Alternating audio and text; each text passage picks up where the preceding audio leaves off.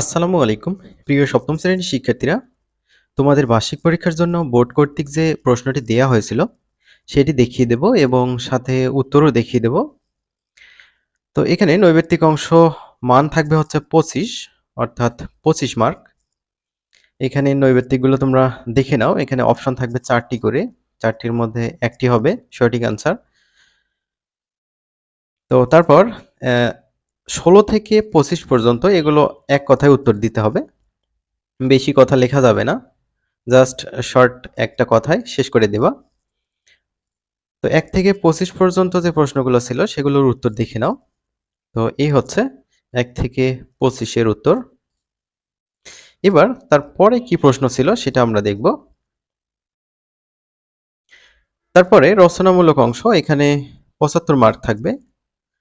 সংক্ষিপ্ত উত্তর প্রশ্ন থাকবে হচ্ছে 10টি, একটি করে প্রশ্নে হচ্ছে 2 মার্ক। তো 10 দোকানে এখানে 20 মার্ক পেয়ে যাবা। এখানে যে প্রশ্নগুলো দেখতে পাচ্ছ, তো এগুলোর উত্তর এখানে সাজিয়ে নেওয়া হয়েছে। তোমরা এখানে অবশ্যই প্র্যাকটিস করে নেবা। এটা হচ্ছে 1 এর উত্তর, তারপর এটা 2, 3, 4 নম্বর, তারপর হচ্ছে 5 নম্বরের উত্তর, 6 নম্বরের উত্তর, এভাবে সাজানো আছে। তোমরা এগুলো অবশ্যই প্র্যাকটিস করে যাবা। এগুলো আসার সম্ভাবনা বেশি, এই টাইপের আসার সম্ভাবনা বেশি। তো এই হচ্ছে 1 থেকে 10 এর উত্তর। এরপর রচনামূলক প্রশ্ন, এখানে দৃশ্যপট থাকবে না, যে কোনো 3টি প্রশ্নের উত্তর দিতে হবে। এখানে দেখো 11 থেকে 15, 1, 2, 3, 4, 5। তো 5টি প্রশ্ন থাকবে এরকম, প্রত্যেকটা প্রশ্নের জন্য 5 মার্ক বরাদ্দ থাকবে। 11 থেকে 15 পর্যন্ত প্রশ্নগুলোর উত্তর দেখে নাও। এই যে হচ্ছে 11 নম্বরের উত্তর, তারপর হচ্ছে 12 নম্বরের উত্তর, 13 নম্বর, 14 নম্বর। এখানে নোটিশ কিভাবে লিখবা সেই স্টাইলটা অবশ্যই তোমরা দেখে নিবা।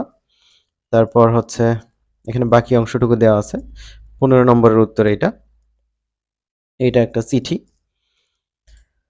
তারপর এখানে রচনামূলক প্রশ্ন, দৃশ্যপট নির্ভর।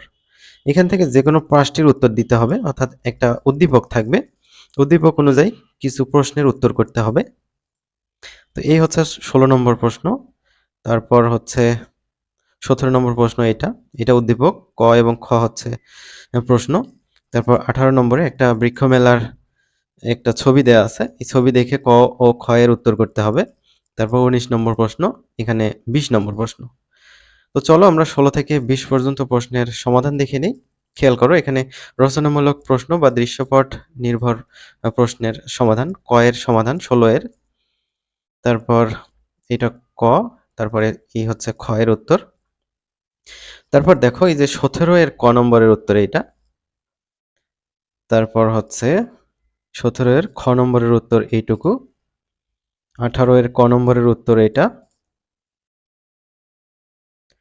18 এর খ নম্বরের উত্তর এটা, তারপর 19 নম্বর প্রশ্নের উত্তর ক নম্বর এইটা, খ নম্বর উত্তর এইটা। এগুলো অবশ্যই প্র্যাকটিস করে যাবা, এর বাইরে অবশ্যই প্র্যাকটিস করতে হবে তোমাদের ভালো করার জন্য।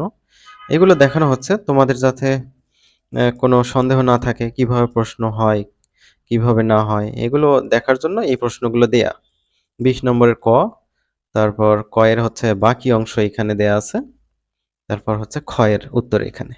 তো আশা করি বুঝে গিয়েছো প্রশ্নের প্যাটার্ন কিভাবে হবে। আমরা পরবর্তী ভিডিওতে অন্য কোনো বিষয়ের প্রশ্ন নিয়ে হাজির হব।